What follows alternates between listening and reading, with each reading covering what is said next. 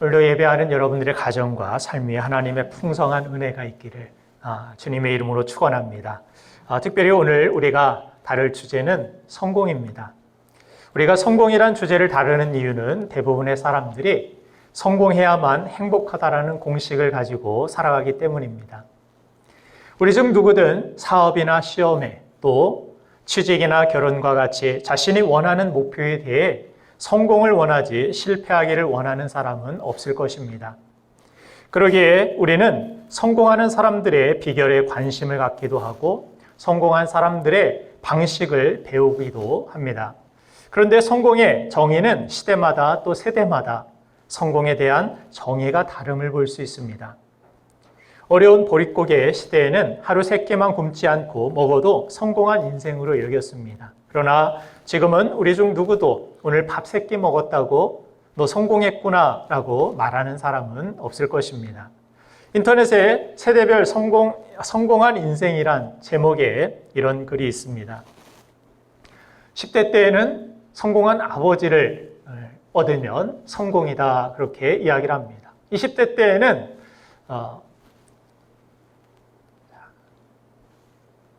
이제 나이가 드니까 제 글씨가 잘 안 보여요. 그래서 참 큰일이네요. 네, 학벌이 좋으면 성공이라는 그런 이야기를 합니다.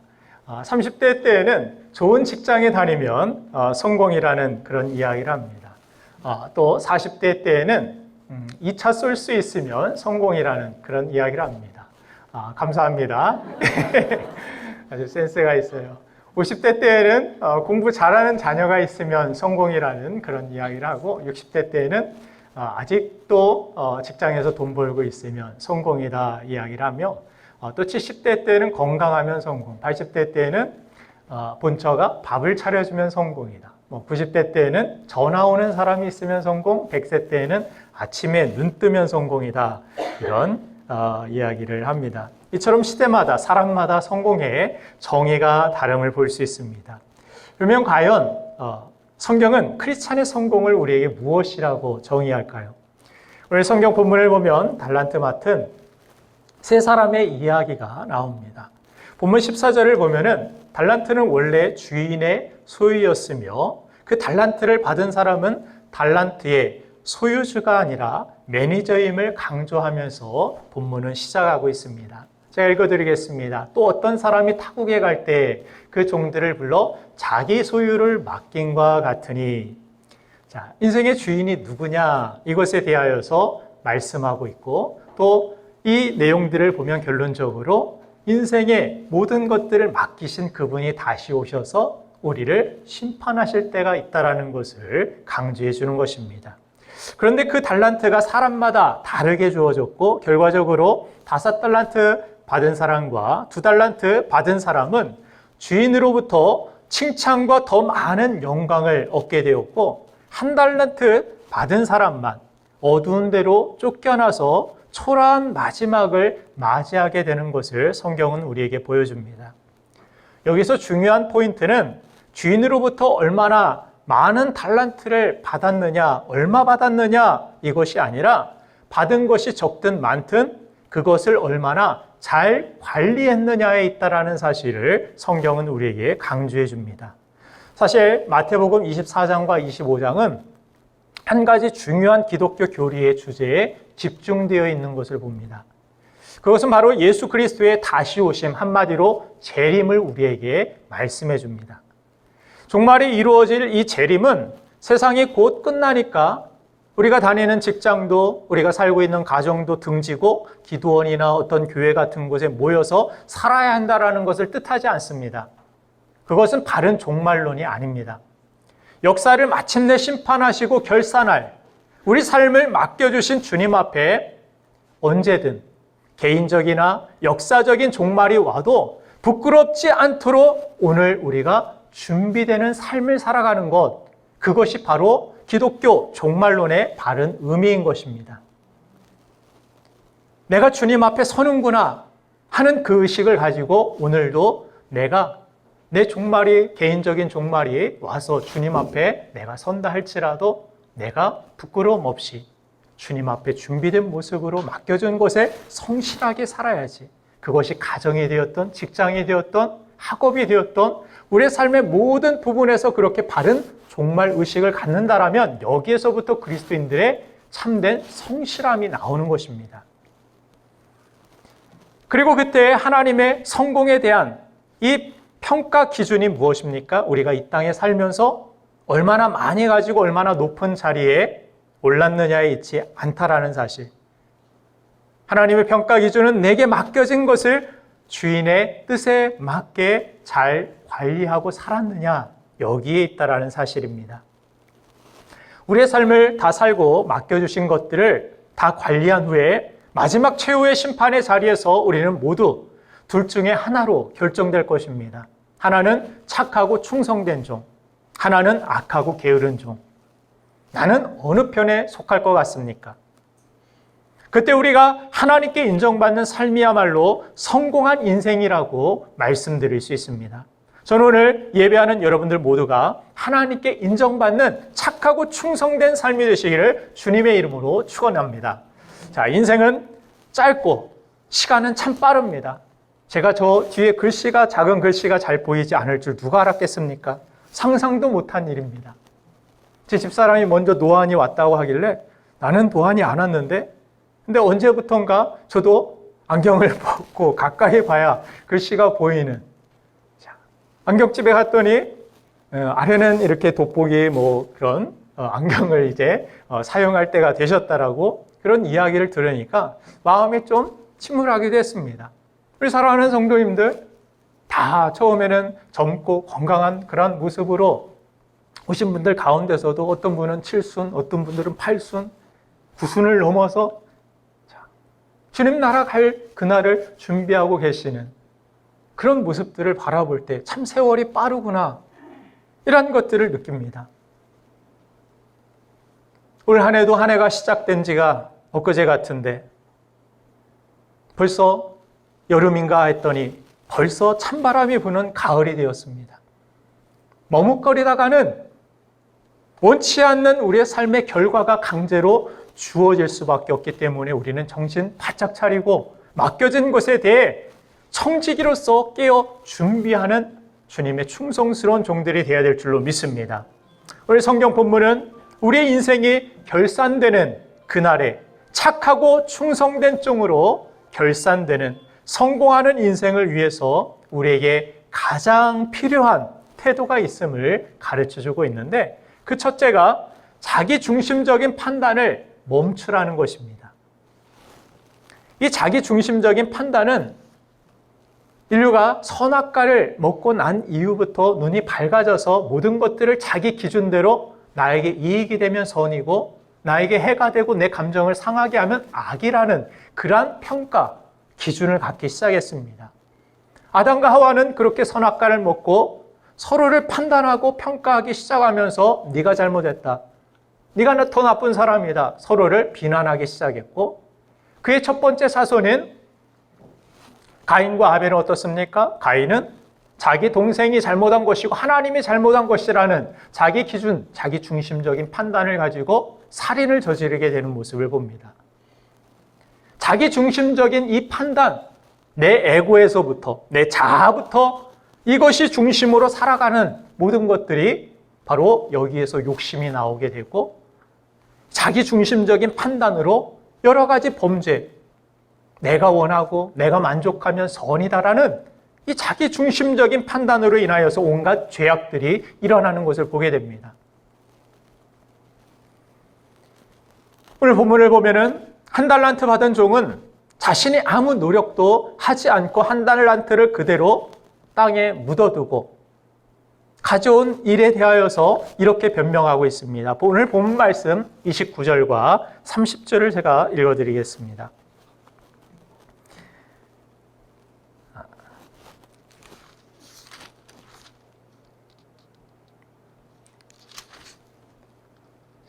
무릇 있는 자는 받아 풍족하게 되고 없는 자는 그 있는 것까지 빼앗기리라. 자, 이 무익한 종을 바깥 어두운 데로 내쫓으라. 거기서 슬피 울며 이를 갈미 있으리라. 주님이 한 달란트에 대한 이러한 평가를 주고 있는데, 자, 이 사람은 뭐라고 이야기를 했냐면 25절에 보면 두려워하여 나가서 당신의 달란트를 땅에 감추어 뒀나니 보소서 당신의 것을 가지셨나이다 하고 주인께 핑계를 대는 이러한 모습을 보여주고 있습니다. 여기 돈이 있는 그대로 당신 것들이 있습니다. 주인님의 돈을 가지고서 그대로 가지고 가십시오. 저는 주인이 두려운 나머지 이것을 땅에 묻어두고 다시 돌려드리는 것입니다. 주인은 심지 않은 데서 거두는 사람이고 뿌리지 않은 데서 모으는 무서운 분인 줄로 나는 그렇게 생각하고 있었습니다라고 자신이 땅에 묻어둔 이유를 그렇게 설명하고 있습니다. 24절을 보면은 한 달란트 받았던 자는 와서 이르되 주인이여 당신은 굳은 사람이라 심지 않은 데서 거두고 해치지 않은 데서 모으는 줄을 내가 알았으므로, 여기서 굳은 사람이라는 이러한 표현을 주인에 대하여서 따지듯 말하고 있는 이 한 달란트 받은 사람의 이 굳은 사람이라는 뜻은 다른 말로 하면 당신은 인색한 사람이라는 뜻입니다. 당신 인색한 사람, 짠 사람. 다른 사람에게는 5달란트, 2달란트를 주면서 나에게만 왜 1달란트밖에 주지 않았는가? 당신은 나에게 차별적이었고 당신은 나에게 인색한 사람이었다라고 그렇게 자신은 어떻게 보면은 그 분노 아래서 주인에 대하여 주인 오기만 해봐. 내가 따져볼 거야 한번. 다른 사람들은 풍성히 많은 것들을 누리고 살아가는데 왜 나는 이렇게 줄이고 없고 부족하게 이런 것들만 나에게 주시는 것인가? 주인은 공평하지 않은 분, 주인은 인색한 분, 굳은 사람입니다. 심지도 않고서 걷어가려고 하는 나쁜 사람입니다.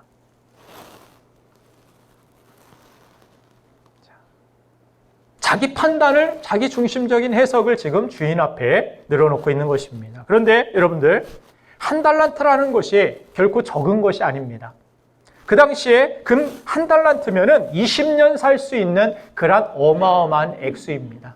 아무 일도 안 하고 20년 동안 생계비로 쓸 수 있는 것이 바로 1달란트라는 것입니다. 그럼에도 주인이 인색하다라고 이야기한 것은 다른 사람과의 자기 중심적인 판단에서 나온 비교의식 때문이었습니다. 내가 판단해 보니까, 내가 비교해 보니까 다른 사람은 많이 가지고 있는데 5달란트, 100년 쓸 수 있는 거, 2달란트, 40년은 쓸 수 있는 거, 그 정도 가지고 살아가는데 나는 고작 이것뿐인가? 이렇게 비교하기 시작하면 인생이 아주 복잡해지는 것입니다. 나보다 더 많이 가진 사람은 인생을 살아가면서 항상 우리 주변에 존재할 수밖에 없습니다. 그리고 그들과 끊임없이 비교하는 한 늘 나는 비참한 존재가 될 수밖에 없는 것입니다. 제 예를 들자면 누군가 저에게 어느 교회는 얼만큼 이렇게 크게 부흥했다라는데 부럽죠? 빨리 우리 교회도 부흥했으면 좋겠는데, 성장했으면 좋겠는데, 거기다가 그 목사님은 설교의 은혜가 넘치던데요. 뭘 이야기하고 싶은 것인지. 제가 설교 잘 못하는 거 알아요. 교회가 부흥하지, 원하는 만큼 그렇게 성장하지 못하는 것 알고 있습니다. 백폭이라고 그러죠. 또 아버지 목사님은 신방도 기도도 열심히 하셨는데, 그러면서 아버지를 소환해내면서 뭘 말씀하시고자 하는지. 그러면 저도 속으로 할 말은 많죠. 어느 집사님, 장로님은 자기 땅 팔아서 교회를 지었대요. 어느 권사님은 불당동에 목사님 사택을 사드렸대요. 어느 교회 학생부는 교사 혼자 100명 이상 전도를 해왔대요. 이렇게 비교하면 서로 행복해지고 서로 열정이 막 끌어오를까요? 끊임없이 서로 비난하고 끊임없이 서로 불행해질 수밖에 없는 것입니다. 여러분들 가정에 만약 친구 남편은 승진했다는데, 이번에 성과급도 얼마 받아왔다는데, 또 친구 아내는 맞벌이하고 돈도 잘 벌고 또 집안일도 잘해서 자녀들도 잘 키웠다라는데 어느 집 자식은 이번에 서울대 들어가고 이번에 대기업에 취직하고 결혼도 해서 잘 살고 있다라는데 이런 말을 들으면 앞으로 추석이 명절이 얼마 다가오지 않았는데 이런 말은 절대 여러분들 하고 싶어도 꽉 담으셔야 됩니다. 이건 마귀가 시키는 일이에요. 마귀의 종이 되지 말길 바랍니다. 이런 비교의 말을 들으면 누구나 불행해질 수밖에 없습니다. 부족하지 않은 사람이 어디 있겠습니까? 잘 되고 성공하고 싶지 않은 사람이 어디 있겠습니까? 그래서 저도 스스로도 비교 안 하려고 노력을 합니다. 그렇게 기도합니다. 언제부터인가 유튜브에 올라간 제 설교의 조회수와 손가락 누른 수를 제가 자꾸 보면서 저번 주는 엄지척이 7명이었는데 이번 주는 5명밖에 없네. 이 2명은 어디 갔지? 이번 설교가 별로 은혜가 안 되었나? 설교가 별로 안 좋았나? 오늘 조회수가 오늘 영 별로인 것 같은데 이 사람들 뭐 하고 있지? 안 나온 숫자도 많이 있는데 이분들 설교 안 듣고 예배도 안 드리고 그러고 있는 것 아닌가? 제가 유튜버입니까? 설교자지? 그런데 이 비교의식은 제 자신의 정체성까지 혼돈시키며 불행하게 만드는 것을 느낄 수 있었습니다.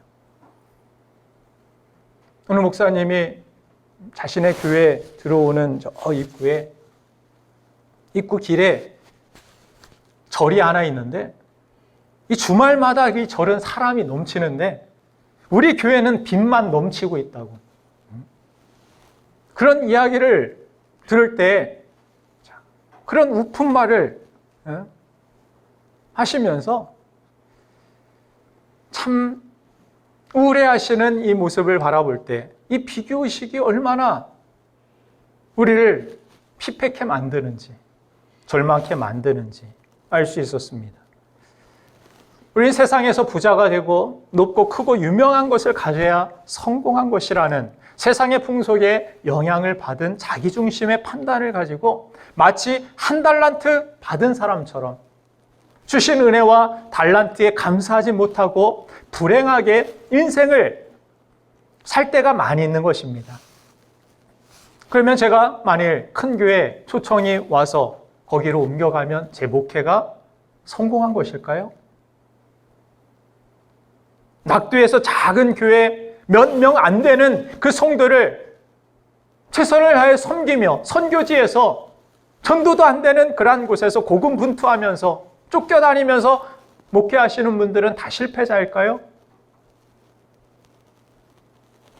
여러분이 여러분들 자녀들에게 부모가 좋은 것 못 사주고 뭔가 큰 재산이나 뒷바라지를 못 해주면 그러면 실패한 부모입니까? 오늘 본문에 가장 많은 달란트를 받은 5달란트 받은 사람은 무려 100년이나 먹고 살 수 있는 어마어마한 돈을 받았고 그것을 가지고 어마어마한 돈을 남겼습니다. 그런데 주인이 어떻게 그를 칭찬하고 있습니까? 내가 정말 너에게 맡겨준 어마어마한 그 5달란트를 가지고 어마하게 많은 5달란트를 남겼으니 너는 정말 어마어마한 어메이징한 종이다. 이렇게 칭찬하지 않았습니다. 뭐라고 칭찬했습니까? 그보다 절반도 안 되게 받은 2달란트 받은 사람과 동일하게 내가 작은 일에 충성하였다라고 칭찬하시는 것을 보게 됩니다. 우리 기준에는 큰 것 같고 큰 차이가 나 보여도 하나님 보시기에는 1조가 됐든 10,000원이 됐든 10만 명이 모였든 10명이 모였든 다 같이 작은 것이라는 것을 하나님은 그렇게 평가하시는 것을 봅니다. 그리고 하나님의 평가는 얼마나 많이 가졌느냐에 있지 아니하고 얼마나 맡은 것에 맡은 바에 성실하게 했느냐 그것에 달려있다라는 것을 성경을 통해 우리에게 분명히 말씀하고 있는 것입니다. 결과에 대하여서 얼마나 많이 가졌느냐, 이것에 있지 아니하고 그 과정에 대하여서 작은 것 맡았으면 작은 것에 열심히 성실하게 했느냐? 그럼 많은 것을 가진 사람하고 너는 똑같아. 교회에서 어떤 큰 일을, 어마어마한 큰 헌신을 한 사람과 작은 과부에 분잎을 드리고 하나님 앞에 최선을 다해서 섬긴 그것과 동일하게 하나님께서는 칭찬하신다라는 사실을 오늘 성경은 말씀하고 있습니다. 그래서 하나님의 포커스, 하나님의 초점은 무엇입니까? 맡은 일에 성실히 다했느냐?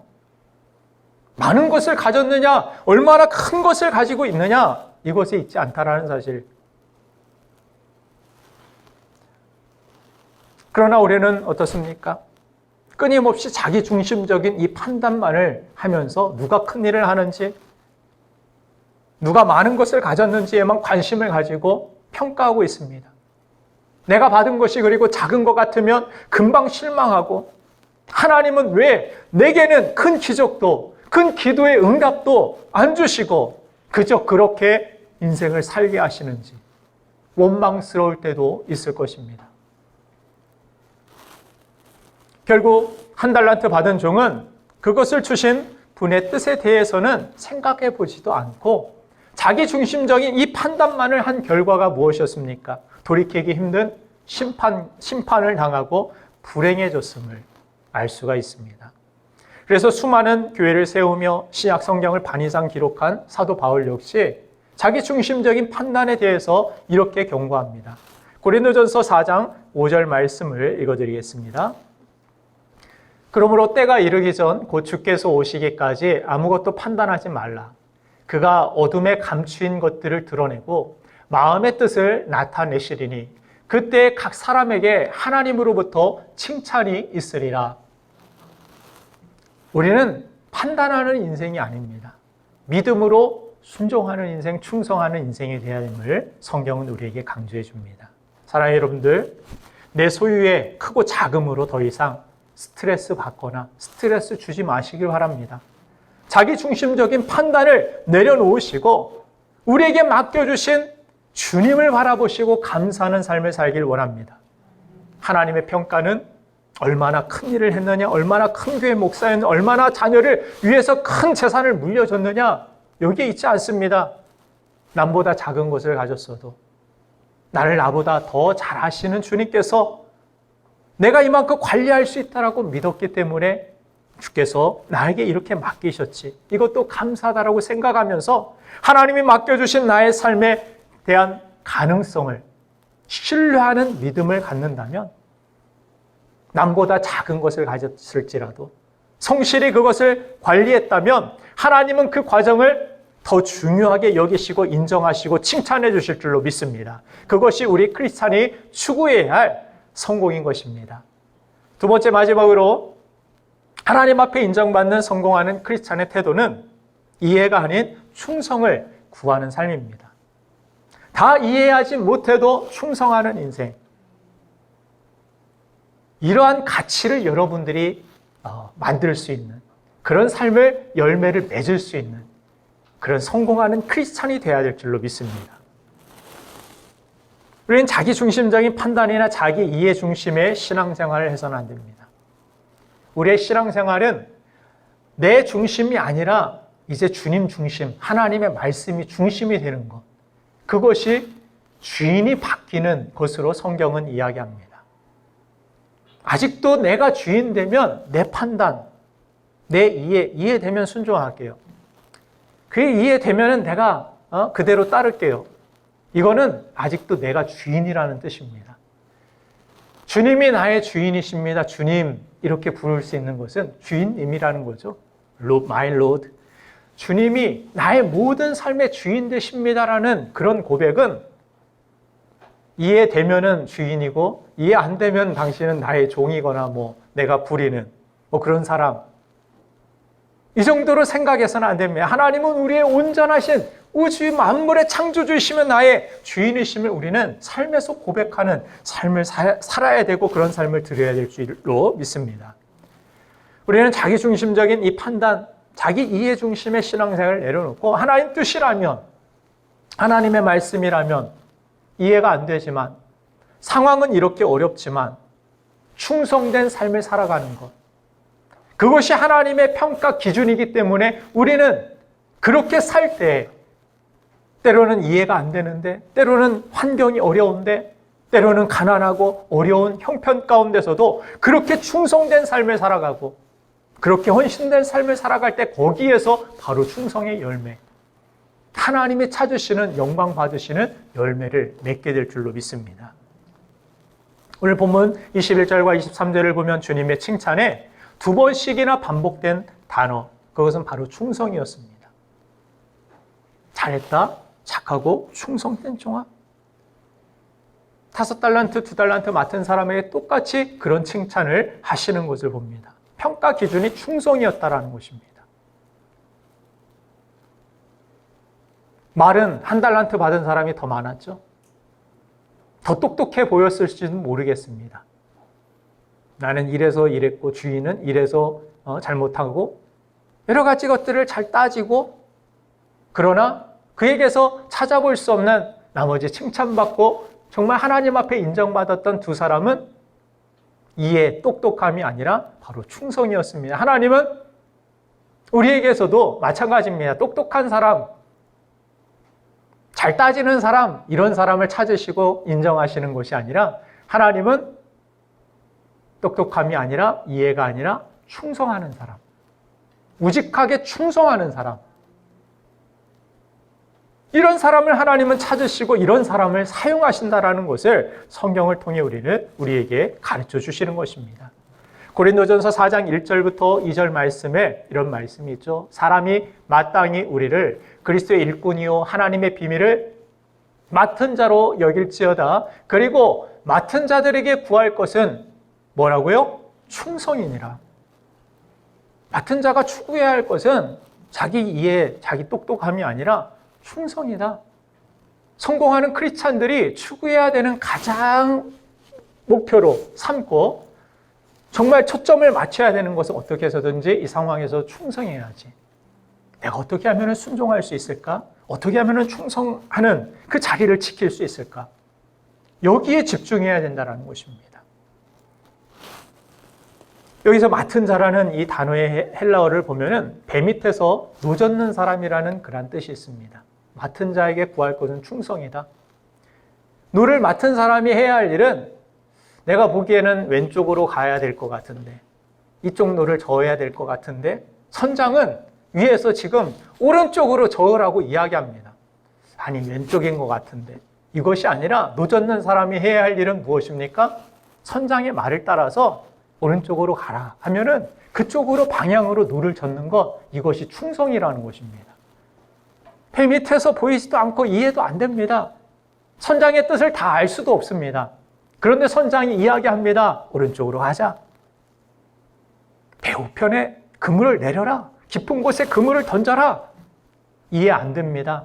어부로서 내가 이 갈릴리 호수에서 얼마를 살았는데, 밤새 내가 물고기 잡아봤지만 없는데, 내가 더 기술자고 내가 더 세상의 현실에 맞게 인생을 살아왔고 내가 더 경험이 많은데 주님은 그렇게 갑자기 나에게 말씀하십니다. 그러나 말씀대로 말씀을 의지하여 깊은 곳에 그물을 내리겠습니다. 그 순종이, 그 충성이 기적을 낳았고 그 충성을 통하여서 하나님의 역사가 이 땅에서 여러분들의 삶에서 이루어진다는 것을 우리에게 보여주고 있는 것입니다. 여러분들의 신앙생활은 어땠습니까? 지금까지. 이해되면 해보죠 뭐. 상황에 맞으면 한번 해보죠 뭐. 그러다가 쉽게 포기하진 않았습니까? 충성이라는 것은 주님께 접붙인 그런 포도 가지와 같이 바람이 불어도 눈보라가 쳐도 떨어지지 않고 그 자리를 지켜내는 것. 그래서 지금은 열매가 없고 열매를 맺을 수 없는 겨울과 같은 앙상한 가지일지라도 주님께 끝까지 붙어 있으면 반드시 그곳에 열매가 맺고 주님이 기뻐하시는 그런 열매가 가득한 풍성함을 우리도 경험할 수 있다는 것을 주님은 비유로 말씀하신 바 있습니다. 그래서 주님께 끝까지 붙어 있는 자, 주님께 끝까지 충성하는 자, 요한계시록은 계속해서 그것을 강조하고 있지 않습니까? 중간에 배교하는 사람도 있고 여러 가지 핍박과 고난이 있을 때, 어려운 환경이 있을 때 믿음을 막 저버리는 사람들이 나타날 것이다.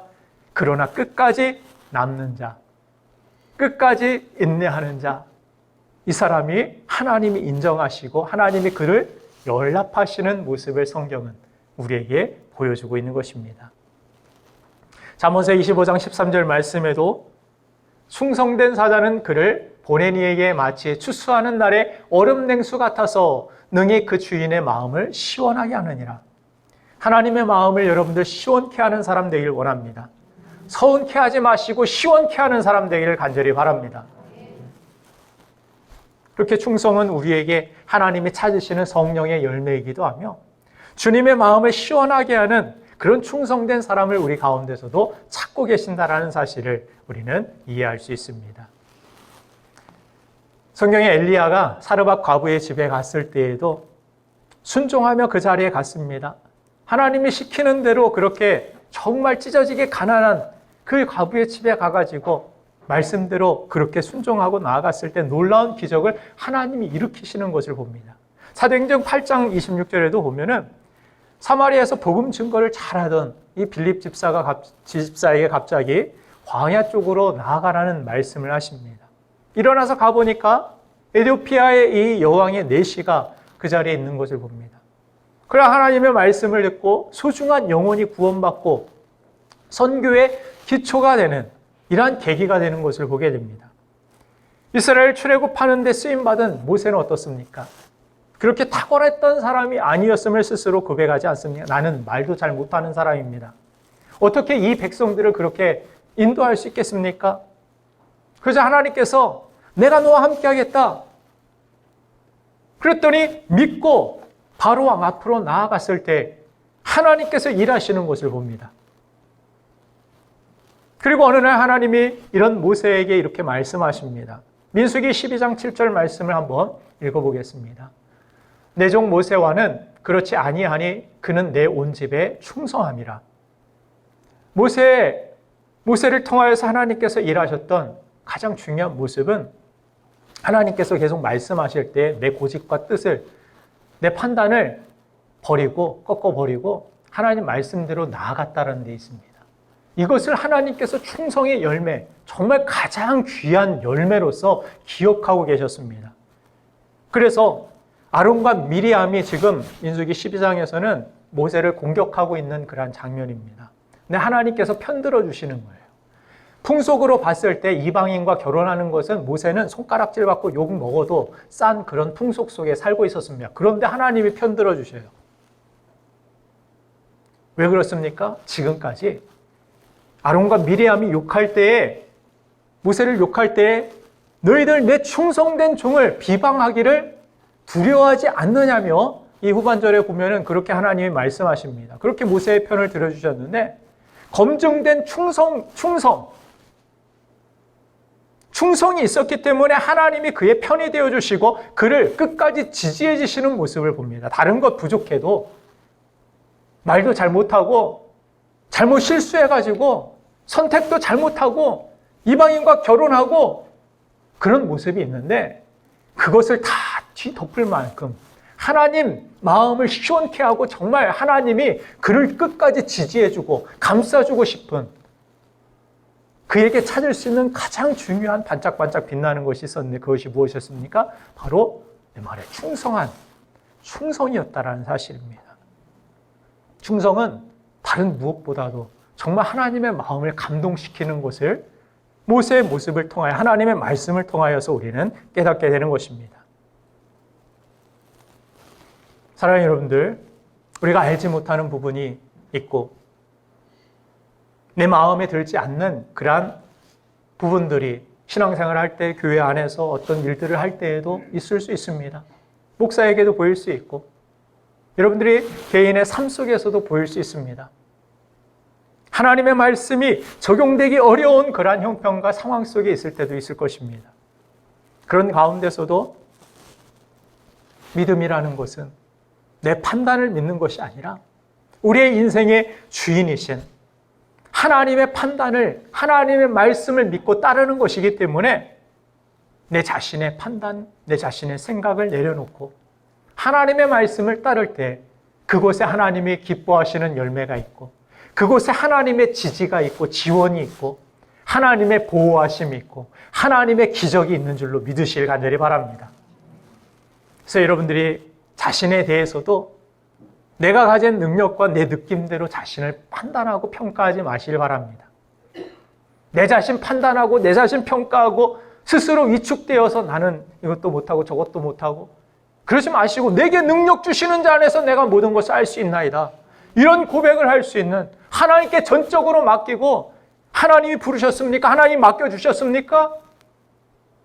맡은 자에게 구할 것은 판단이 아니라 충성이니 충성하겠습니다. 해보겠습니다. 해보러 나아가는 것입니다. 그곳에 하나님이 역사하십니다. 하나님이 기뻐하시고 하나님이 인정하십니다. 하나님의 말씀하시는 내가 나입니다. 믿으십니까? 내가 보기에는 지금 믿음도 없고 부족한 내가 뭐 믿음 생활 해봤자 뭘 할까? 내가 변화가 될까? 우리 남편이, 우리 아내가, 우리 가정이 달라질까? 나의 인생이, 나의 미래가 달라질 수 있을까? 내 판단 때문에, 내 평가 때문에 하나님이 일하심을, 하나님의 능력을 제한하지 마시길 바랍니다. 내 인생 내가 스스로 갉아먹지 않기를 원합니다. 하나님의 뜻 가운데 맡겨진 내 상황을 부정적으로 한 달란트 받은 사람처럼 판단하지 마시고 하나님 맡겨주신 이유가 있겠지. 하나님의 뜻이 여기에 계시겠지. 그 선하신 뜻이 계심을 믿고 받아들이고 앞으로 나아가는 저와 여러분들 되시길 간절히 바랍니다. 이해하지 못하고 그렇게 충성할 때 하나님의 역사, 하나님의 뜻이 이루어지고 결국에는 하나님이 칭찬하시는 진정한 크리스찬의 성공된 인생, 거기에 있다라는 사실을 꼭 기억하시길 바랍니다. 자, 우리가 반드시 하나님의 뜻이 무엇인지를 그래서 물어야 되고 나에게 맡겨주신 집사의 직분이 됐든 권사의 직분이 됐든 교회에서 성가대가 되었든 뭐 여러 가지 봉사의 일이 되었든 여러분들이 이웃을 섬기는 일이 되었든 가정에서 가족들을 돌보는 일이 되었든 공부를 하는 일이 되었든 어떤 것이든지 맡겨주신 일에 그 과정을 성실하게 충성스럽게 이행하시고 그 결과는 하나님께 맡기세요. 그렇죠? 실패할까 봐 두려워하지 마시고 5달란트 이거 큰 거 맡겨주셨는데 내가 못하면 어떡하지? 잘못하면 어떡하지? 실패하고 책망받을 거 아닌가? 그러지 마시고 나아가는 거예요. 맡겨주신 이유가 있겠지. 하나님 뜻이 계시겠지. 하나님이 일하시겠지. 나를 믿지 마시고 하나님을 믿으세요. 하나님이 일하실 것입니다. 하나님이 여러분들을 인정하시고 칭찬해 주실 줄 믿습니다. 기도하겠습니다.